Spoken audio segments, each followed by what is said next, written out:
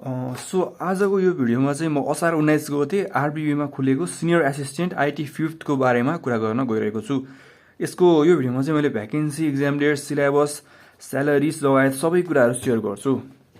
अब इन्ट्रेस्टिङ कुरा चाहिँ आरबिबीमा 5th लेभललाई ब्याचलर चाहिन्छ, सिकलाई त मास्टरै माग्छ हैन।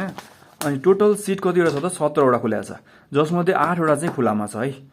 अब को अप्लाई गर्न इलिजिबल छ भन्दाखेरि चाहिँ एनआईटी डिग्री भएकोहरू इलिजिबल छ। एक्सप्लिसिटली तोकेर तपाईको डिग्री त्यो लिस्टमा नभए पनि तोकेको डिग्री चाहिँ तपाईको जुन त्यो उसमा भ्याकेन्सीमा तोकेया हुन्छ त्यो लिस्टमा नभए पनि यदि तपाईको डिग्री आइटी नै डिग्री हो भने चाहिँ तपाईको एप्रुभ हुन्छ। सो अप्लाई गर्नुस् है। एप्लाई गर्ने लिंक चाहिँ डिस्क्रिप्सनमा छ है। अब सिनियर एसिस्टेन्टमा जाँदै हुनुहुन्छ हैन, यो फर्म फिलअप गर्न त सिकाइरहनु नपर्ला सायद। त्यसपछि डेडलाइन कहिले हो त भन्दाखेरि डेडलाइन चाहिँ यो असार 19 गतेबाट साउन 7 गतेसम्म हो। अनि डबल दस्तुर तिरेर चाहिँ साउन 14 गतेसम्म हुनसक्छ है। अनि अर्को भनेको फर्म फी चाहिँ यो पोस्टको लागि 500 मात्र हो। सिलेबस डिस्क्रिप्सनमा छ। इक्जाम प्याटर्न कस्तो छ भन्दाखेरि चाहिँ 100 मार्क्सको फर्स्ट पेपर र सेकेन्ड पेपर छ। फर्स्ट पेपरमा के छ त भन्दाखेरि चाहिँ के छ त र सेकेन्ड पेपरमा के छ भन्दाखेरि फर्स्ट पेपरमा चाहिँ हाम्रो आइटी म्यानेजमेन्ट र सब्जेक्ट अब्जेक्टिभको आइटी र म्यानेजमेन्टको अब्जेक्टिभ पार्ट छ, जुन चाहिँ 50 मार्क्सको सोध्छ। सेकेन्ड पेपरमा ब्याङ्किङ रिलेटेड सोध्छ, जुन चाहिँ लङ क्वेसन हो अथवा सर्ट क्वेसन हो। डिस्क्रिप्टिभ पार्ट हो, त्यो चाहिँ 50 मार्क्सको सोध्छ।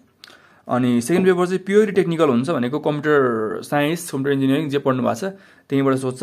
त्यहाँबाट 100 मार्क्सको सोध्छ, सर्ट क्वेसन र लङ क्वेसन गरेर। फर्स्ट पेपर र सेकेन्ड पेपरमा टपर भएपछि मात्र इन्टरभ्यूलाई बोलाउँछ है, सबैलाई बोलाउँदैन। जस्तो कि 17 वटा सिट माग्दाखेरि अराउन्ड 30 जनालाई इन्टरभ्यूमा बोलाउला सायद है।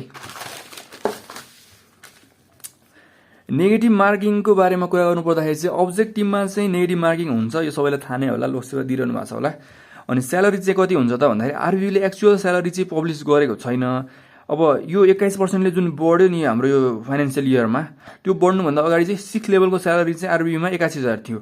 अब 6 र 5 को स्यालेरीमा युजुअली मैले बुझेअनुसार 20-20% को फरक हुन्छ।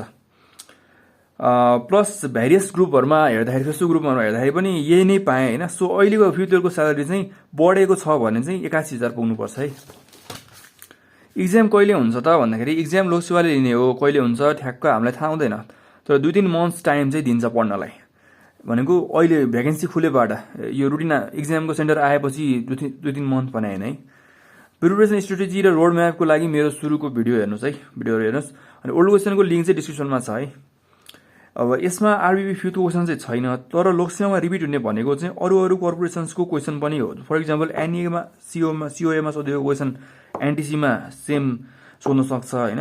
अब त्यसैगरी डिस्कर्ड सर्भरको लिंक पनि डिस्क्रिप्सनमा छ, जोइन गर्नुस्। अनि सबै लिंकहरु चाहिँ पिन कमेन्टमा पनि छ है।